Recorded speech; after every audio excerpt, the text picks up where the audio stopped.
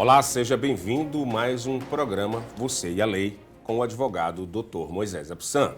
No tema de hoje, quais as possíveis consequências práticas para os imigrantes nos Estados Unidos com o novo presidente? Se você está planejando consultar um advogado de imigração aqui nos Estados Unidos sobre os possíveis impactos que o próximo presidente pode ter na política de imigração, o advogado de imigração Dr. Moisés Absan está aqui para responder algumas dessas perguntas para que você possa entender melhor as possíveis mudanças e como elas afetarão os processos de imigração. Doutor Moisés, seja bem-vindo mais uma vez. Obrigado. Você nos honra sempre com a sua presença aqui pela qualidade do seu trabalho através desses anos todos, já 40 anos aqui na região de New York e New Jersey. Doutor Moisés, primeira pergunta. Quais as principais propostas que você ouviu dos dois candidatos? Nós estamos fazendo esse programa no dia da eleição. Nós ainda não sabemos quem será o próximo presidente dos Estados Unidos, mas vamos discutir os dois possíveis lados, o A ou o B. Você ouviu alguma proposta dos dois candidatos sobre imigração? Sim, claro. O Donald Trump, se ele ganha, ele vai deportar todo mundo. Isso que ele quer fazer. Ele quer fazer uma busca para pegar todo mundo que está ilegal aqui e jogar eles fora. A Kamala Harris, ela não tem esse interesse. Ela está falando sobre um tipo de anistia, que ela quer ajudar o povo. É uma grande diferença. Quando o Donald Trump fala que quer deportar todo mundo, não seria um exagero? Ele tem recursos para isso? Não, ele não tem. Ele pensa que ele pode fazer isso, mas que ele nunca, eu creio que nunca calculou quanto vai custar para mandar 20 milhões de pessoas para voltar para seu país próprio. Porque isso custa dinheiro. A primeira coisa, custa dinheiro para achar essas pessoas. E depois, quando acha as pessoas, tem que ter um lugar para eles ficar, como uma cadeia. Eles já calcularam que todo mundo que está na cadeia, hoje, é menos do que esses 20 milhões de imigrantes ilegais. Então, não tem suficiente lugar para eles. Então, são duas propostas que, ao meu ver, elas acabam sendo quase impossíveis de se realizar. O Donald Trump ele quer deportar todo mundo e a Kamala Harris diz que tem uma proposta para fazer uma anistia. Ela também não tem como anistiar todo mundo. Também não tem. Vai ser muito difícil para ela. A imigração sempre é um tema muito forte quando se fala de eleição presidencial aqui nos Estados Unidos, né, doutor? Sim, sempre é forte porque o presidente tem muito poder. Você viu agora, uns meses atrás, o Biden criou um novo programa para pessoas casadas com americanos que entraram pela fronteira. Então, o que ele está fazendo, tem um programa que chama Parole in Place, PIP. Isso é quando uma pessoa entrou por a fronteira e ele faz uma coisa mágica e muda a entrada dele para uma entrada legal. E se ele faz isso, e tem uma esposa ou esposo americano, vai poder receber o green card aqui, não vai ter que pedir um perdão, sair do país, que vai demorar de 2 até 4 anos mais. Quando a gente fala de propostas imigratórias dos candidatos, que no momento que esse programa já está indo, talvez já sabe quem é o presidente, como é que essas propostas podem afetar a política de imigração? Donald Trump quer deportar, Kamala quer dar uma anistia, mas a lei de imigração não depende só do presidente, ela tem que passar pela Casa dos Representantes e também pelo Senado. Como seria isso? Uma ordem executiva do Trump para deportação em massa seria possível? Sim, ele vai poder fazer isso quando ele é presidente. Mas o dia que ele não é presidente, o próximo presidente vai derrubar tudo. Isso que o Biden fez com as ordens executivas de Trump. Todos que ele tinha preparado, ele derrubou. E caso também a Câmara ganhe e ela emita uma ordem executiva dando aí uma anistia, o próximo, se for um republicano, pode derrubar dela também. Pode jogar tudo fora.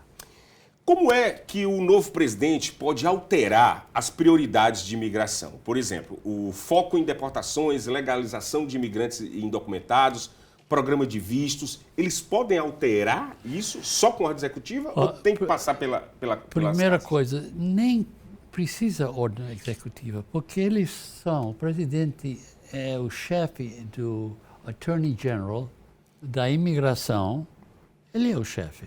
Então, ele pode ter um meeting e falar, vamos mudar os regulamentos. Certo. Isso eles podem fazer. Isso é uma coisa que eles podem fazer, os regulamentos. Sim. E quais são as implicações de uma possível mudança na aplicação da lei de imigração? Ele pode determinar, ele pode dar mais poderes, por exemplo, vamos dizer que o Trump ganhe nesse momento, ele pode dar mais poder à polícia de imigração, que é o ICE, e caso a Câmara ganhe também, ela pode relaxar mais o poder do ICE, a polícia de imigração? Para muitos anos, os republicanos estão tentando dar o poder para a polícia poder prender as pessoas que estão ilegal aqui, mas a polícia normalmente não quer mexer com isso porque isso é o trabalho de imigração. Então eles não querem estar no meio dessa briga.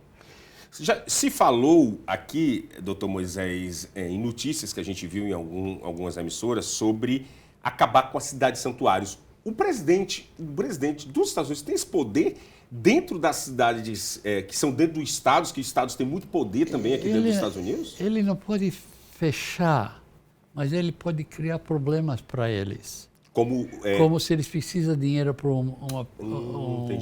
uma coisa que aconteceu como um hurricane, uma coisa assim, ele pode não dar sufocar de forma financeira. Isso que o Trump fez com as pessoas de Porto Rico. Eles precisavam de dinheiro e ele não mandou dinheiro.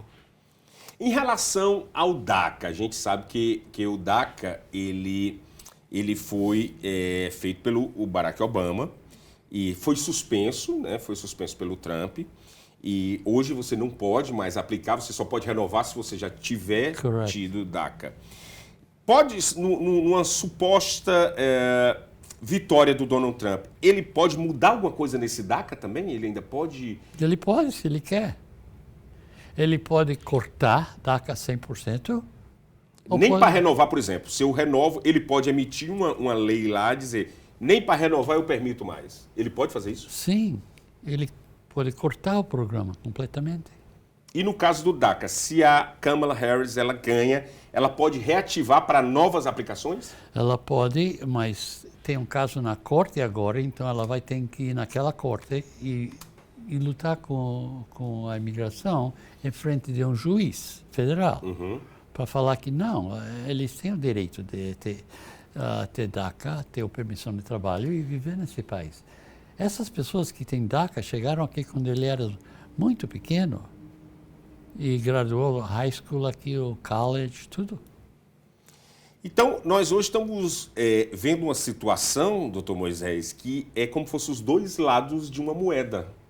Trump, de um lado, dificultando mais essa questão imigratória, que a gente vê que a própria população, às vezes, a gente viu aí em muitas reportagens que apoiam o Trump porque querem uma imigração mais rígida. E a gente vê também a Kamala Harris tentando fazer uma imigração legalizada, mas com mais aberturas, né? Mas o próprio Biden fechou a fronteira, onde só permite 2.100 aplicações de pedido do CAICAI, que chama do CAICAI, né? E passou desses 2.000 diários, eles suspendem. Porque eles não têm suficiente pessoas para tomar conta de tantas pessoas. Então, eu fui na corte semana passada e o juiz me deu uma data em 2028 para a audiência. Uau! É uma loucura. Tantos anos do futuro. Porque não tem pessoas suficientes para processar. Eles têm tantos casos, eles têm 2 milhões de casos atrasados. Cada semana eu recebo umas cartas dos advogados ou do juiz falando se eu quero fechar o meu caso. E eles incentivam as pessoas a fechar o caso? Eles querem que você feche o caso. Agora, o que acontece, quando isso acontece, eu tenho que dar uma olhada e ver se esse caso é melhor para fechar ou para continuar. Se o caso está muito fraco, eu falo, tudo bem, vamos fechar. Se o juiz fecha o caso, a pessoa continua com permissão de trabalho. Se os advogados de governo fecham o caso, as pessoas não conseguem permissão de trabalho. Então é interessante que Que o juiz, é muito melhor quando o juiz fecha, mas tem sempre problema com o juiz, porque para fazer essas coisas tem que fazer uma coisa que chama motion, sabe o que é motion? Motion, yeah. O motion. Mas Uma moção, né? Uma moção. Sim, na lei de imigração só pode fazer one motion, Então, se ele faz hoje o motion para fechar e o juiz fala não, ele não pode fazer nada mais depois. Isso foi a lei, quando eles mudaram a lei, eu esqueci a data, 86 ou uma coisa assim. Eles criaram um grande problema fazendo isso. Você falando de propostas, existe alguma proposta, doutor Moisés, para reformar o sistema de imigração dos Estados Unidos de uma forma mais abrangente, como tipo um green card mais fácil de se obter, ou tipo um sistema de pontos? Existe isso? Ainda não tem o sistema de pontos, mas eles estão tentando por muitos anos para fazer uma modificação das leis de imigração, uma reforma para aumentar o número de vistos em cada categoria. Porque agora, se você é de Índia e seu irmão dá entrada para você, vai demorar 30 anos. Uau! É uma loucura. Então, Ou China, mesmo problema. E por pontos, como é que seria por pontos? Por pontos, eles vão... Nós não tem isso aqui, Canadá tem isso. No Canadá tem, né? Yeah.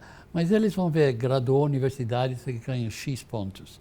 Você está trabalhando por tantos anos, você recebe X pontos mais. Então, assim... É igual aqueles pontos que as pessoas que estão nos assistindo nesse momento e mora aqui nos Estados Unidos, vai tirar uma carteira de motorista, uma carta, uma drive license. Tem pontos aí tem também. Tem uns pontos. Ó, se você tem o green card tanto, se você tem... Vai somando os pontos da documentação. É mais ou menos naquele sistema, mais né? ou menos esse sistema, sim. Se o novo presidente dos Estados Unidos implementar um sistema de imigração mais restrito, o que isso pode significar para os imigrantes que já estão aqui no país ou aqueles que ainda estão tentando imigrar? Well, primeira coisa, as pessoas que estão no país, eles têm que saber que o Trump vai mandar agentes de imigração para procurar para eles, para jogar eles fora.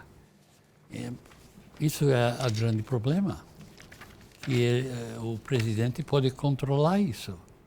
Existe, por exemplo, opções de contornar as políticas mais rígidas, como processos legais ou programas especiais? Existe uma maneira de contornar essas políticas dentro da própria lei de imigração? O senhor, como advogado, existe? Eles podem usar a lei e ler aquele parágrafo diferente.